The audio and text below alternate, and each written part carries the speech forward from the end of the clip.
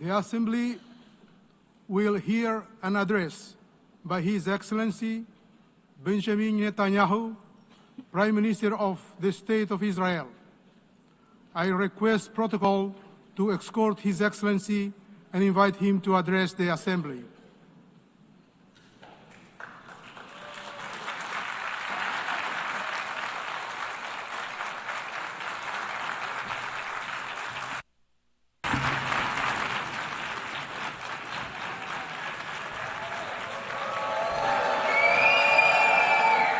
Please, order in the hall. Please, order in the hall.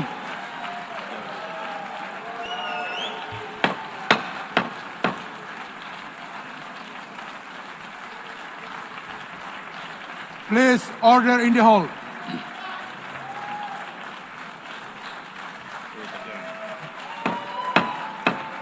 Please, order in the hall.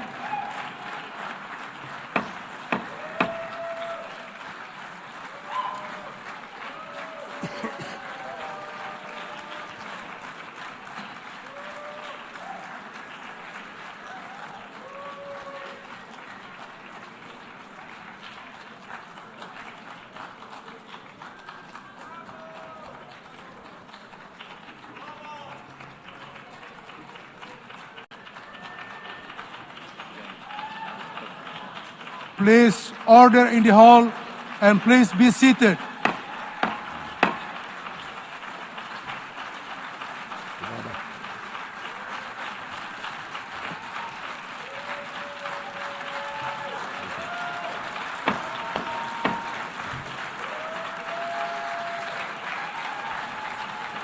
Please order in the hall.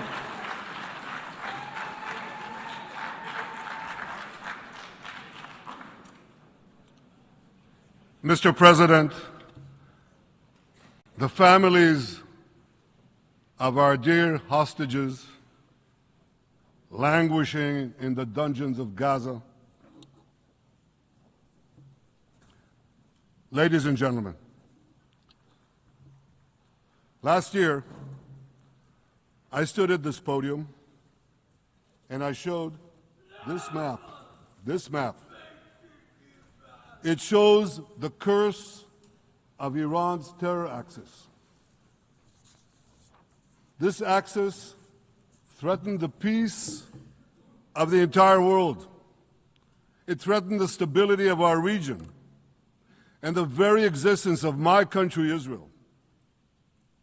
Iran was rapidly developing a massive nuclear weapons program and a massive ballistic missile program. These were meant not only to destroy Israel, they were meant also to threaten the United States and blackmail nations everywhere. From Gaza, Yahya Sinwar dispatched waves of Hamas terrorists. They stormed into Israel on October 7th and committed acts of unspeakable savagery.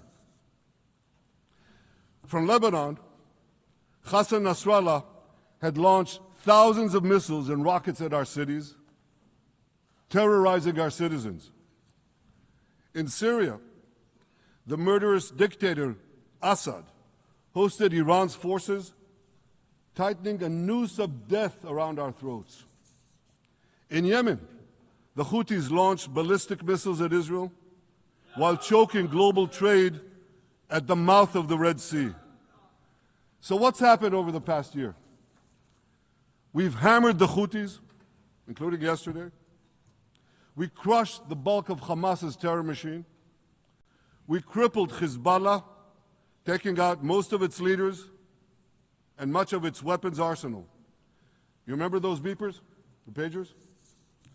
We paged Hezbollah. And believe me, they got the message. And thousands of terrorists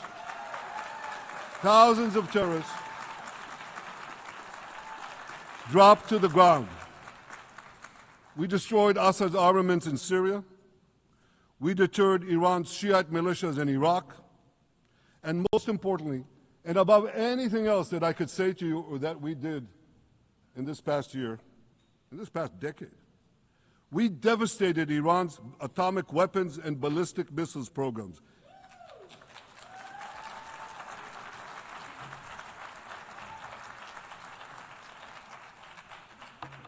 So here's where things stand today. Half the Houthi leadership in Yemen, gone. Yahya Sinwar in Gaza, gone. Hassan Nasrallah in Lebanon, gone. The Assad regime in Syria, gone. Those militias in Iraq, well, they're still deterred. And their leaders, if they attack Israel, will also be gone. And for Iran's top military commanders and its top atomic bomb scientists, well, they're gone too.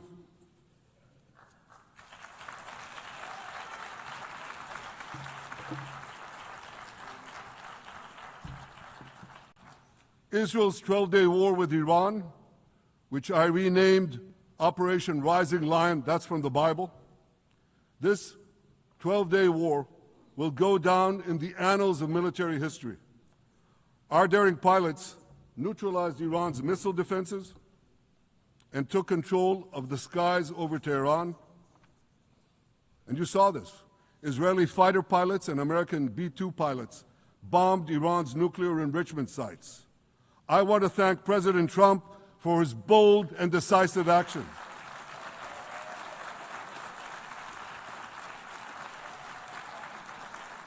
President Trump and I promised to prevent Iran from developing nuclear weapons, and we delivered on that promise.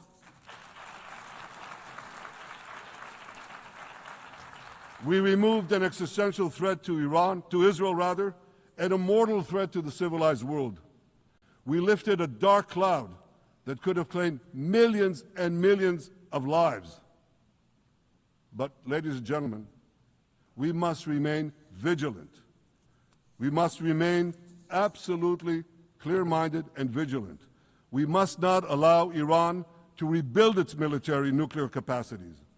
Iran's stockpiles of enriched uranium, these stockpiles must be eliminated. And tomorrow, UN Security Council sanctions on Iran must be snapped back.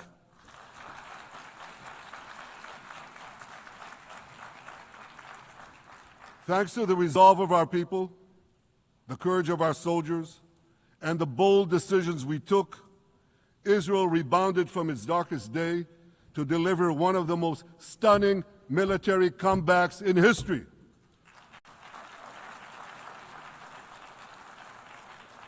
But we're not done yet. The final remnants of Hamas are holed up in Gaza City. They vow to repeat the atrocities of October 7th again and again and again, no matter how diminished their forces. That is why Israel must finish the job. That is why we want to do so as fast as possible.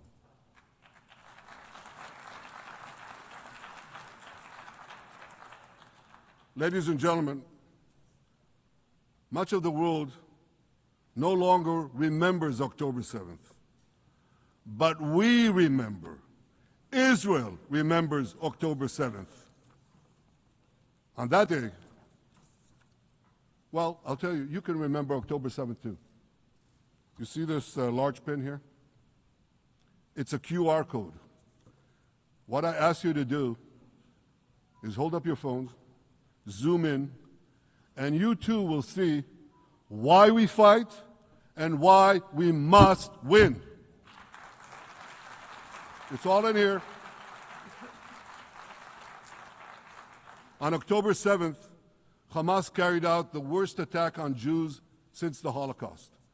They slaughtered 1,200 innocent people, including over 40 Americans and foreign nationals from dozens of countries represented here.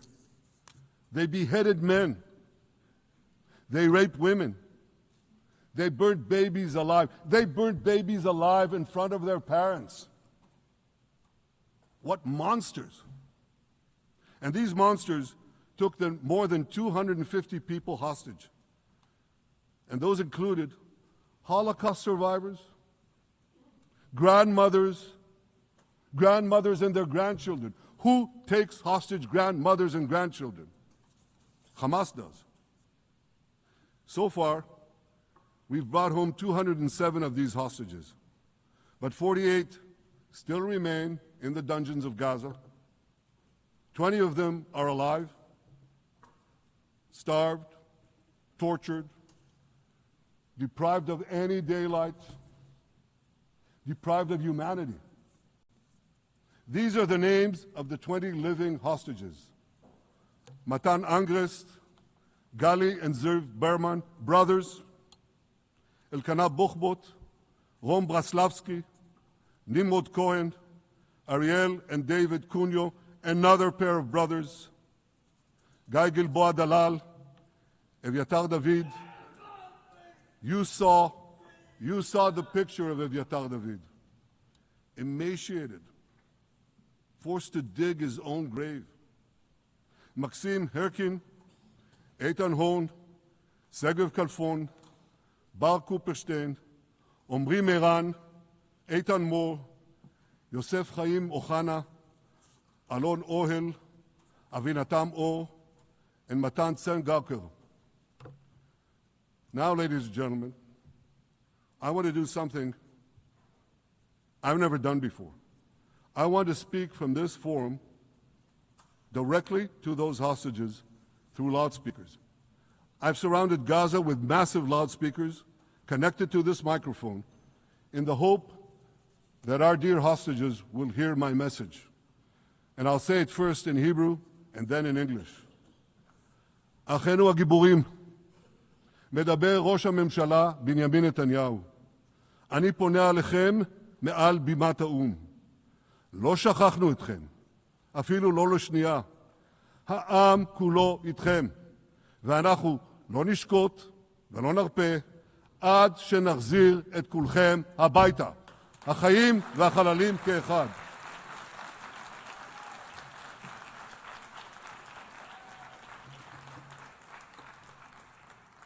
Our brave heroes. This is Prime Minister Netanyahu speaking to you live from the United Nations. We have not forgotten you, not even for a second. The people of Israel are with you. We will not falter and we will not rest until we bring all of you home.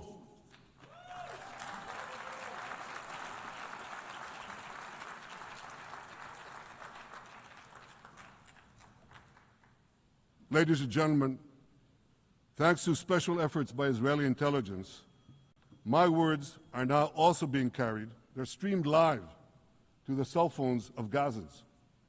So to the remaining Hamas leaders and to the jailers of our hostages, I now say, lay down your arms. Let my people go. Free the hostages, all of them, the whole 48. Free the hostages now.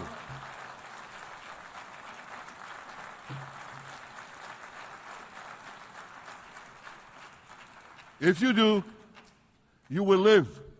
If you don't, Israel will hunt you down. Ladies and gentlemen, if Hamas agrees to our demands, the war could end right now.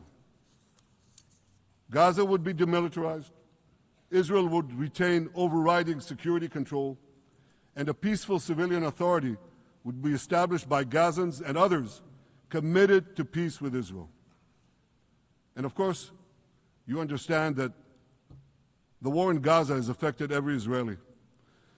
But I'm sure there are people in New York or in London or in Melbourne and elsewhere who are probably thinking, what does all of this have to do with me? And the answer is everything. Because our enemies are your enemies. So let's do something else. So first at the UN, let's do a pop quiz. And raise your hand if you know the answer. Here's the first question. Who shouts death to America? Is it A, Iran, B, Hamas, C, Hezbollah, D, the Houthis, or E, all of the above? All of the above. Correct, all of the above. Second question. Who has murdered Americans and Europeans in cold blood? Is it A, Al-Qaeda, B, Hamas, C, Hezbollah, D, Iran, or E, all of the above? All of the above. Correct. Again. So here's the point I wanted to make. Our enemies hate all of us with equal venom. They want to drag the modern world back to the past, to a dark age of violence, fanaticism, and terror. I think many of you are already feeling in your own societies the radical Islamist surge. You know, I'm sure you do, you know deep down that Israel is fighting your fight. So I want to tell you a secret. Behind closed doors, many of the leaders who publicly condemn us privately thank us. They tell me how much they value Israel's superb intelligence services that have prevented time and again terrorist attacks in their capitals, time and again saving countless lives. General George Keegan, former head of U.S. Air Force intelligence, once said, "If the United States had to gather on its own the intelligence that Israel gives us, we would have to establish 5 CIAs. 5 CIAs. This past June, when Israel struck Iran's nuclear facilities, German Chancellor Merz admitted the truth. He said, Israel is doing the dirty work for all of us. President Trump understands better than any other leader that Israel and America face a common threat. He showed the world that when Iran and its proxies murder Americans, take Americans hostage, shout death to America, burn American flags, and try to assassinate the President of the United States, not once, but twice. He showed them there is a price to pay for all that.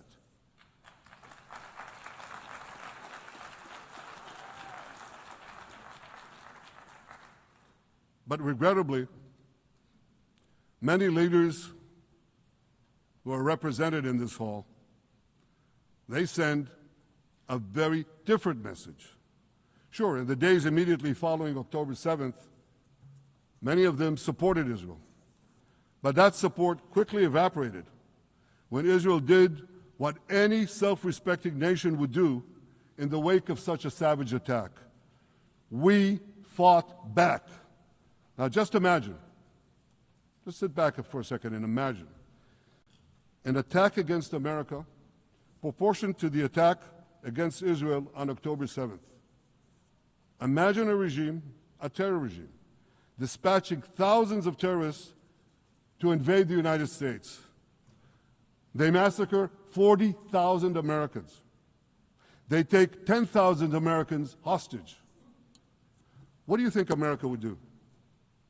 You think America would leave that regime standing? You don't think that. No way, not a chance. The United States would wipe out that terror regime and ensure that such savagery would never threaten America again. This is precisely what Israel is doing in Gaza. We're wiping out the terror regime of Hamas and ensuring that this savagery will never threaten Israel again. That's what we are doing. That's what any self-respecting government would do.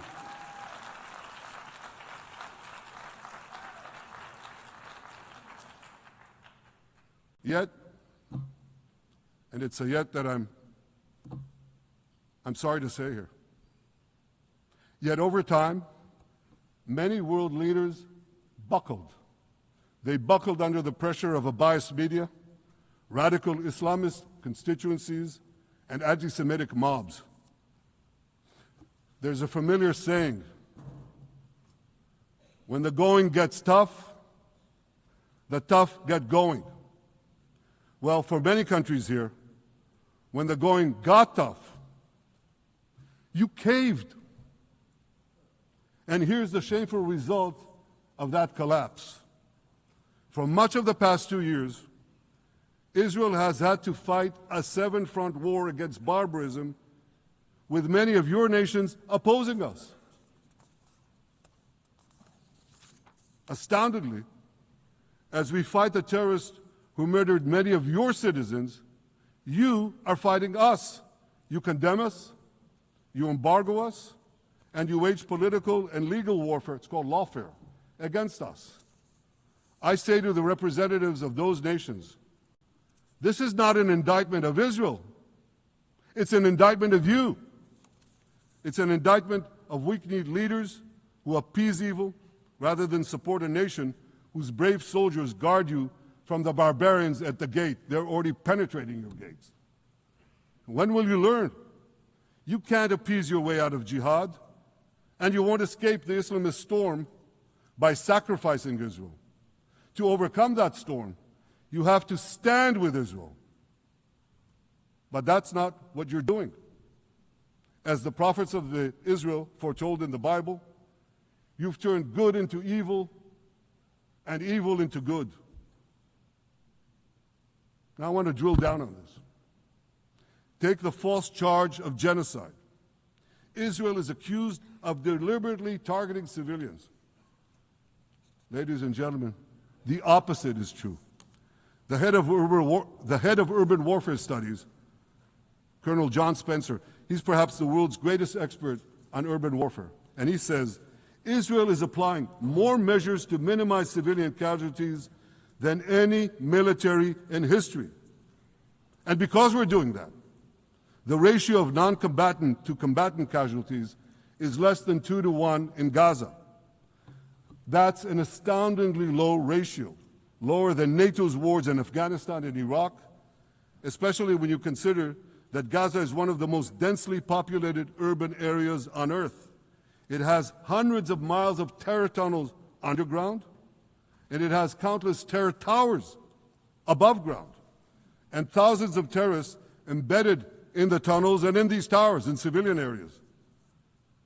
If you want to see what measures Israel takes to avoid civilian casualties in this war, just look at what we're doing now in Gaza City, the last Hamas stronghold, one of the two last strongholds. For 3 weeks, Israel dropped millions of leaflets, sent millions of text messages, and made countless phone calls urging civilians to leave Gaza City before our military moves in. At the same time, Hamas implants itself in mosques, schools, hospitals, apartment buildings, and tries to force those civilians not to leave, to stay in harm's way. And it often threatens them at gunpoint if they try to do so. For Israel, every civilian casualty is a tragedy. For Hamas, it's a strategy. Hamas uses civilians as human shields and as props in its sick propaganda war in Israel, against Israel, a propaganda war that the Western media buys hook, line, and sinker. Now, despite Hamas's threats, close to 700,000 Gazans, almost 750,000, have already heeded our calls and moved to safe zones. Now I want to ask you a simple question, a simple, logical question. Would a country committing genocide plead with the civilian population it is supposedly targeting to get out of harm's way? Would we tell them, get out, if we want to commit genocide? We're trying to get them out. And Hamas is trying to keep them in. And this charge is so baseless. The comparison to genocide, wholesale slaughter of populations. What, did the Nazis ask the Jews to leave, kindly leave, go out? Did others, you want me to name all the genocidal leaders of history? Just go one by one. Did anyone do this? Did they say, get out so we can come in? Of course not. So the truth has been turned on its head. Hamas, a genocidal terrorist organization whose charter calls for the murder of all Jews on the planet. This genocidal organization is given a pass. It's barely mentioned. While Israel, which does everything it can to get civilians out of harm's way, Israel is put in the dock. What a joke. You want to hear another one? Israel is accused of deliberately starving the people of Gaza when Israel is deliberately feeding the people of Gaza. Since the beginning of the war, Israel has let into Gaza more than 2 million tons of food and aid. That's 1 ton of aid for every man, woman, and child in Gaza. Nearly 3,000 calories per person per day. Some starvation policy. If there are Gazans who don't have enough food, it's because Hamas is stealing it. Hamas steals it, hoards it, and sells it at exorbitant prices to fight its war machine.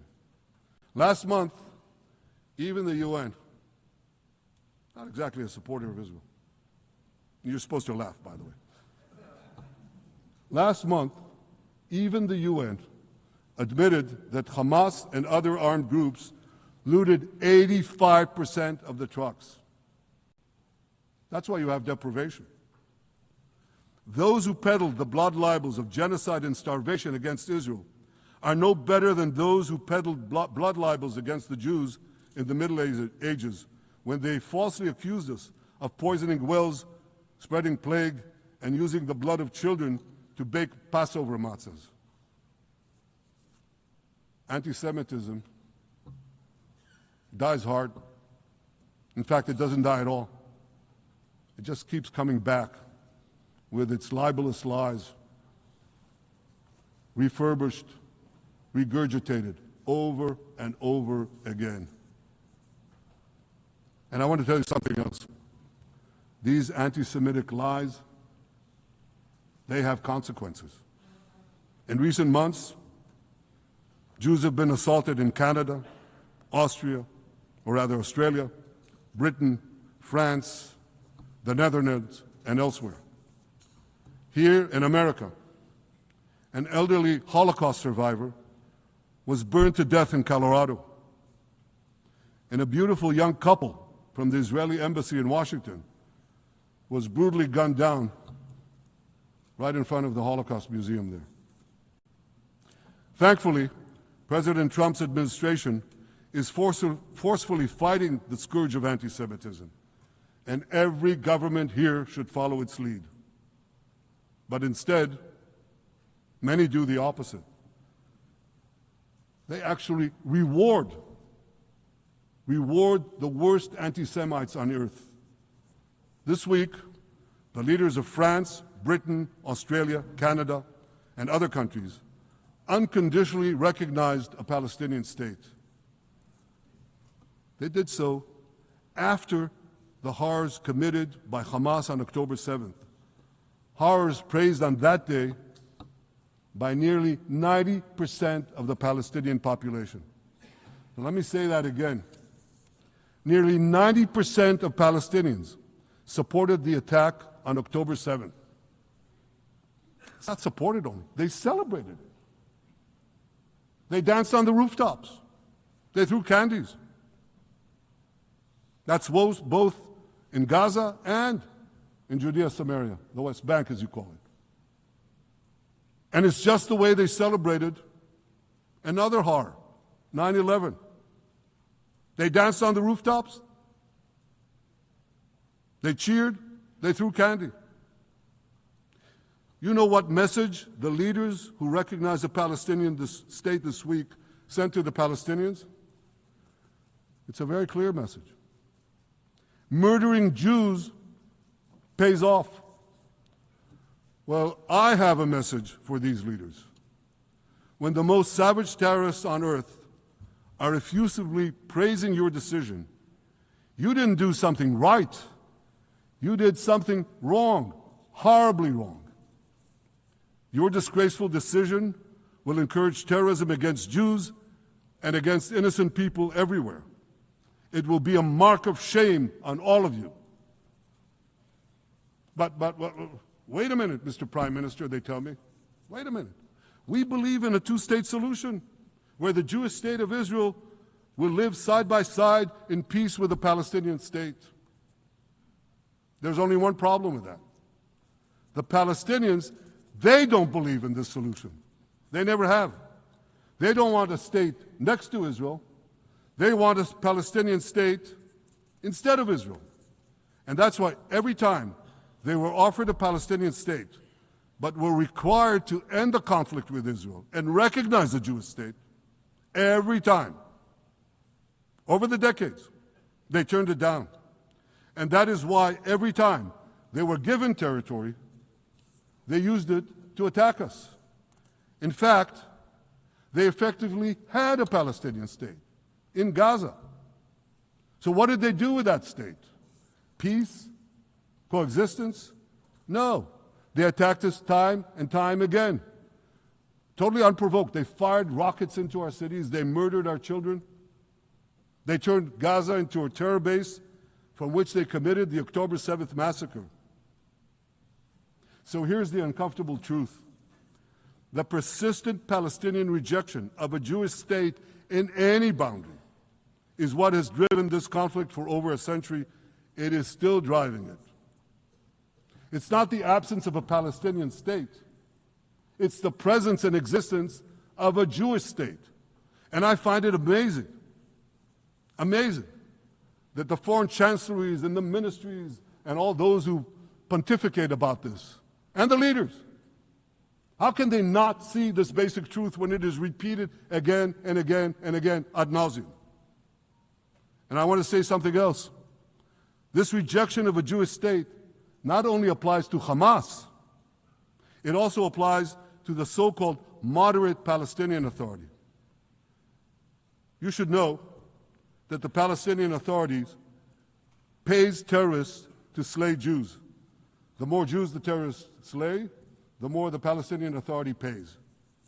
The Palestinian Authority names its government buildings, its public squares, its schools, after the mass murderers of Jews, which they glorify as martyrs. They pay and glorify not just the killer of Jews, but also killers of Christians. Christians like Taylor Force, an American veteran who was brutally murdered in Israel by Palestinian terrorists. But, that I hear from the Western leaders. They tell me, the PA promised us it will reform. And I know this time, Prime Minister, it will be different. Yeah, right. We've heard these promises for decades. They always promise. They never deliver. Because you see, the Palestinian Authority is corrupt to the core. They haven't held elections in 20 years. They use the same textbooks as Hamas, exactly the same textbooks. They teach their children to hate Jews and destroy the Jewish state. And Christians don't fare much better. When Bethlehem, the birthplace of Jesus, was under Israeli control, 80% of its residents were Christians. But since the PA took control, that number has dwindled to under 20%. These are the people you want to give a state to? What you're doing is giving the ultimate reward to intolerant fanatics who perpetrated and supported the October 7th massacre. Giving the Palestinians a state 1 mile from Jerusalem after October 7th is like giving Al-Qaeda a state 1 mile from New York City after September 11th. This is sheer madness. It's insane, and we won't do it.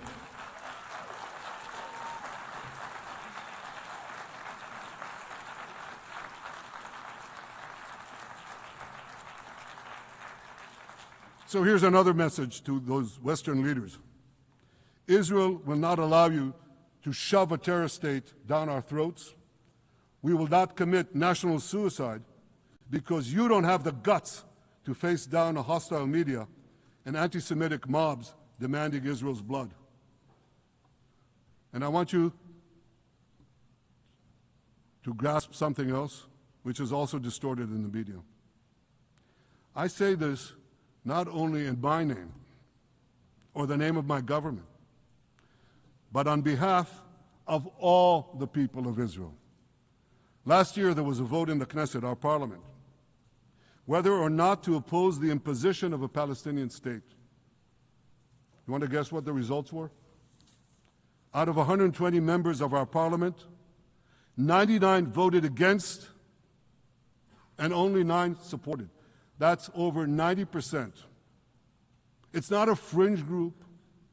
It's not the prime minister who himself is extreme or he's held hostage by extreme parties to his right. It's over 90% of Israelis. My opposition to a Palestinian state is not simply my policies or my government's policy. It's the policy of the state and people of the state of Israel.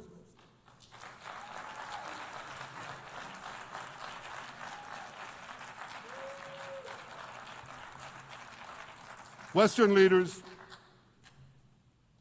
may have buckled under the pressure. And I guarantee you one thing, Israel won't. Israel's victories over the Iranian... Thank you, I know you won't too, that's good. Israel's victories over the Iranian terror axis have opened up possibilities for peace that were unthinkable 2 years ago. Take Syria. For decades, the very idea of peace between Israel and Syria seemed unimaginable. Well, no more. Today, we have begun serious negotiations with the new Syrian government. I believe an agreement can be reached that respects Syria's sovereignty and protects both Israeli security and the security of the minorities in the region, including the Druze minority. From the founding of Israel, Jews and Druze have been brothers in arms. We have fought together, we've bled together, we built our lives together. When I was a young commander in Israel's Special Forces, my own life was saved by the invaluable advice given to me by a great friend, Salim Shufi, a heroic Druze IDF veteran. And that's why I couldn't sit idly by, nor could Israel sit idly by, while the Druze were being slaughtered by jihadists. And I instructed our forces to stop the massacre, which they promptly did. Peace between Israel and Lebanon is possible as well. I call on the Lebanese government to also begin direct negotiations with Israel. I commend it for its declared aim to disarm Hezbollah. But we need more than words. If Lebanon takes genuine and sustained action to disarm Hezbollah, I'm sure we can achieve a sustainable peace. Of course, until that happens, we will take whatever action we need to defend ourselves and to maintain the conditions of the ceasefire which was established in Lebanon. Our goal is not merely to monitor Hezbollah's actions, but to prevent them from violating the ceasefire and attacking us at any time. But I'm sure that if the Lebanese government persists in its goal of disarming Hezbollah, peace will come very speedily and very readily.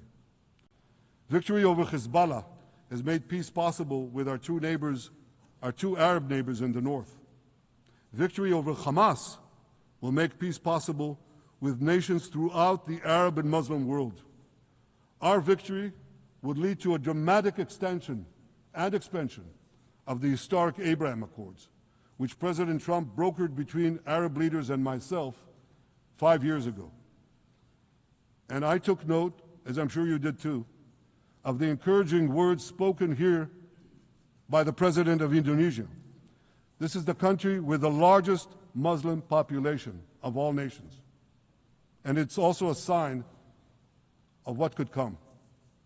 Forward-looking Arabs and Muslim leaders know that cooperating with Israel will provide them with groundbreaking Israeli technologies, including in medicine and science, in agriculture and water, in defense and AI, and so many other fields.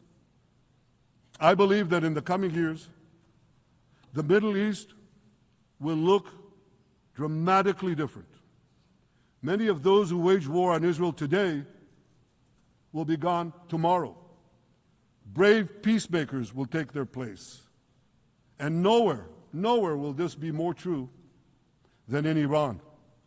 The long-suffering Iranian people will regain their freedom. They will make Iran great again. And our two ancient peoples,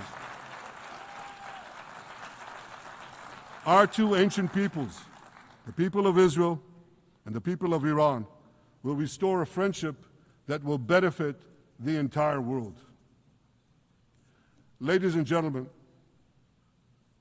the horrors that happened on one dark day, October 7th, those horrors happened countless times during the centuries of my people's exiles among the nations. Jewish blood was cheap.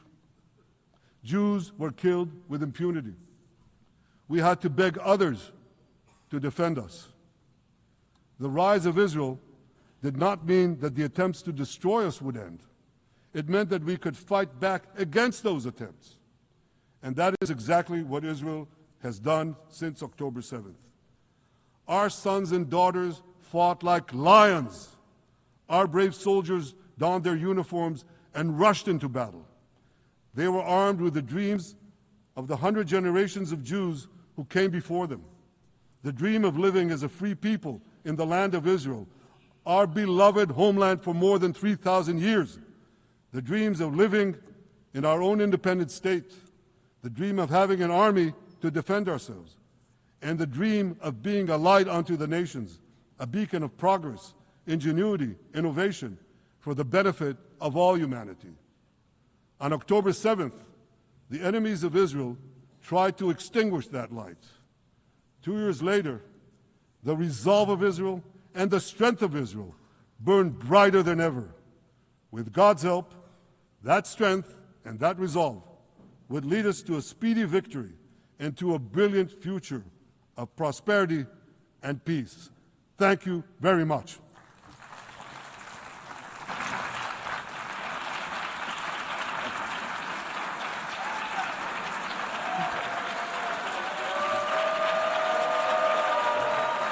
On behalf of the Assembly, I wish to thank the Prime Minister of the State of Israel,